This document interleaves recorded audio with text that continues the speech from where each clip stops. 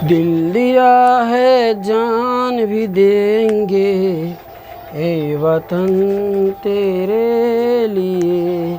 जय हिंद बंधुओं, जुड़ चुके हैं आप ट्रिक्स ऑनलाइन क्लासेस के साथ। प्यारे बंधुओं, हम आपको पढ़ाने वाले हैं बंधुओं इसमें महाजनपद। बंधुओं हम आपको पढ़ाने वाले हैं आपको ट्रिक्स विधि से। किस विधि से? ट्रिक्स विधि से और ग्राफ विधि से। ग्राफ का ये ग्राफ किससे? तो ग्राफ विधि से बंधुओं। क्या हम लिख दिए? तो ग्राफ। और आपको जो है बहुत ही गजब डायग्राम तरह से पढ़ाएंगे। आप हमारे वीडियो के इन तक बने रहिए, मेरी फुल गारंटी है कि आप समझ पाइएगा। तो प्यारे बंधु, आप हमारे वीडियो के एक बार इन तक बने रहिएगा। हम क्लास को स्टार्ट करते हैं। तो सबसे पहले आपको समझना है, हम पढ़ा रहे बंधु महाजनपद। क्या पढ़ा रहे बंधु? महाजनपद। आप देखिए, महाजनपद की शुरुआत होता है बंधु उत्तर वैदिक युग से। किससे? तो उत्तर वैदिक युग से।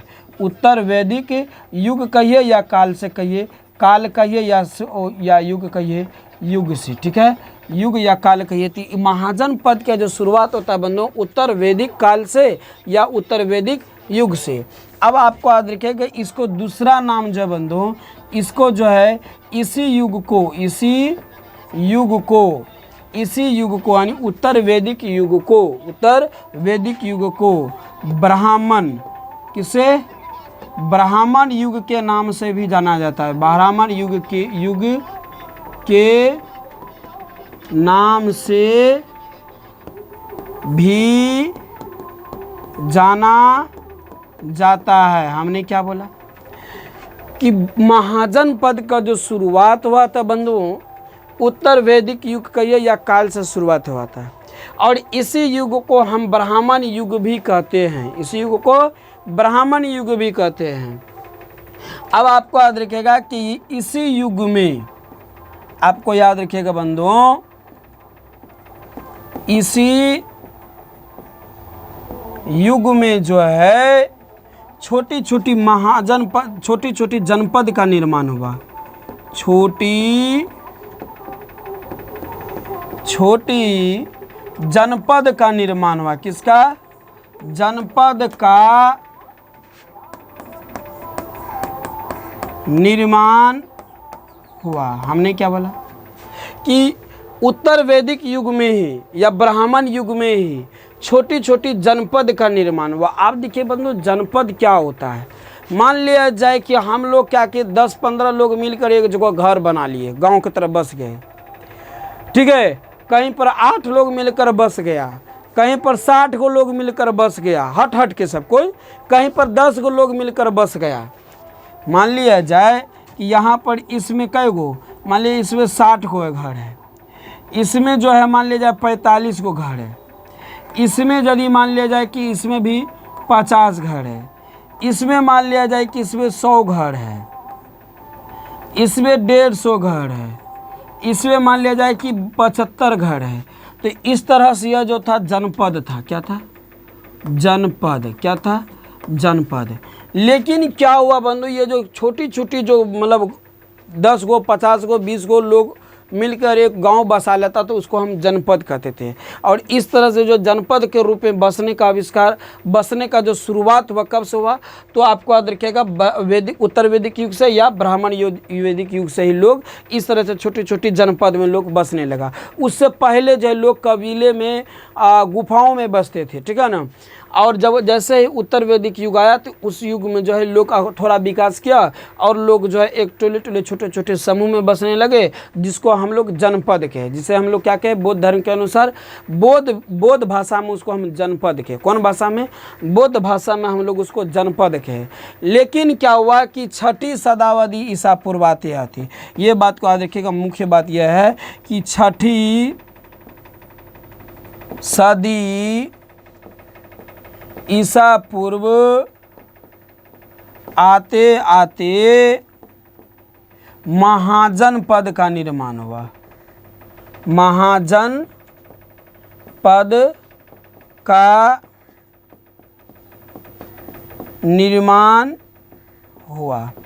6ठी शताब्दी ईसा पूर्व आते आते किसका निर्माण हुआ? तो महाजनपद का निर्माण हुआ। आप देखिए कैसे महाजनपद का निर्माण हुआ। तो ऐसे परिभाषा आप लिखे तो और बेहतर रहेगा बंधुओं। 6ठी शताब्दी ईसा पूर्व आते आते ऐसे लिखिएगा बंधुओं। ऐसे लिखेगा, इसी युग में, इसी युग में छठी, ऐसे लिखे, हिंदी में कर देते बंधुओं, छठी सदी ईसा पूर्व आते आते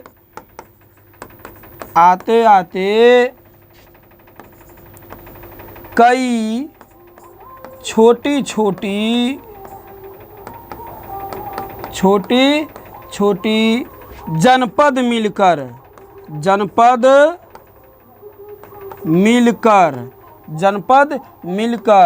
महाजनपद का निर्माण किया, महाजनपद का निर्माण किया।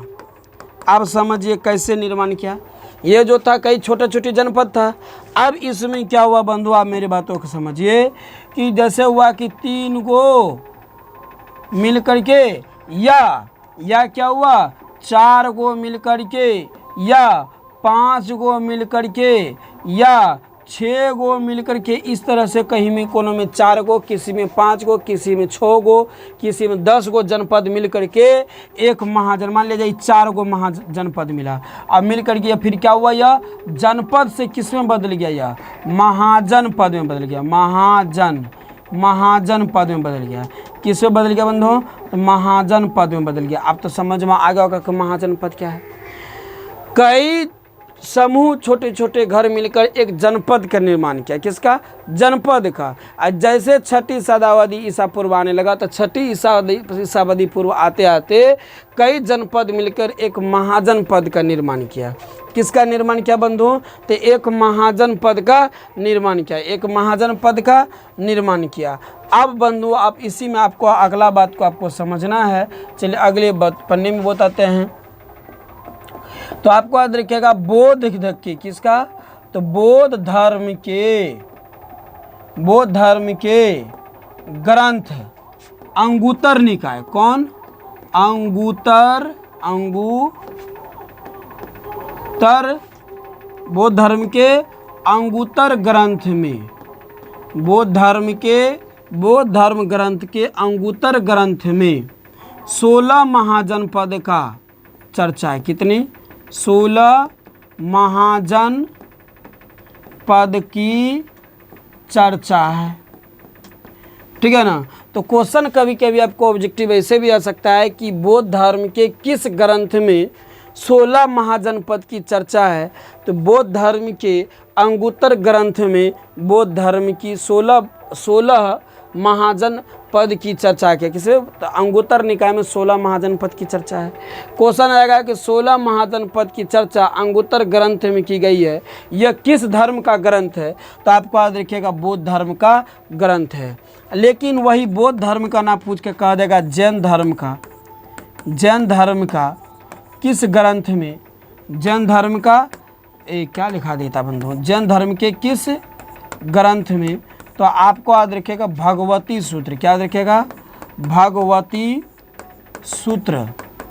यह एक ग्रंथ है बंधुओं, आपको याद रखिए एक ग्रंथ है। भगवती सूत्र क्या है, ग्रंथ है। तो जैन धर्म के भगवती सूत्र ग्रंथ में भी 16 महाजनपद का चर्चा है। यही 16 महाजनपद का, यही 16 महाजनपद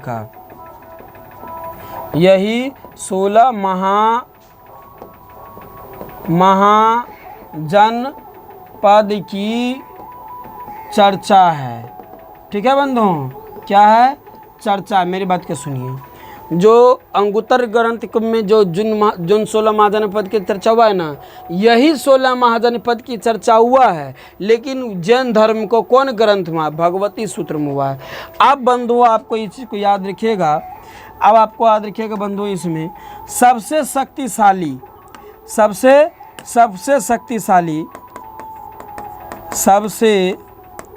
याद रखिएगा, सबसे शक्तिशाली मगध था। कौन था बंधुओं, तो मगध था।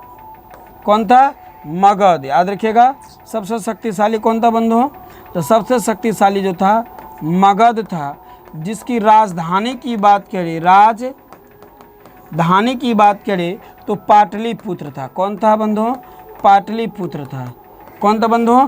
पाटलिपुत्र था, जो बिहार में पड़ता था, जो बिहार में है। कहाँ बंधुओं? बिहार में है। अब आपको याद रखिएगा कि बिहार में कहाँ पर बंधुओं? तो बिहार में 3 महाजनपद, 3 महाजनपद है। बिहार में कितने महाजनपद है बंधुओं? तो बिहार में 3 महाजनपद है। पहला आपको याद रखिएगा, 1 नंबर आपको याद रखिएगा मगध है। दूसरा नंबर आपको याद रखिएगा बंधुओं वज्जी है। कौन है? वज्जी है। और तीसरा नंबर आपको याद रखिएगा बंधुओं अंग है। कौन है? तो अंग आपको याद रखिएगा। कौन है बंधुओं? अंग, जिसे वर्तमान में भागलपुर जिला है। भागलपुर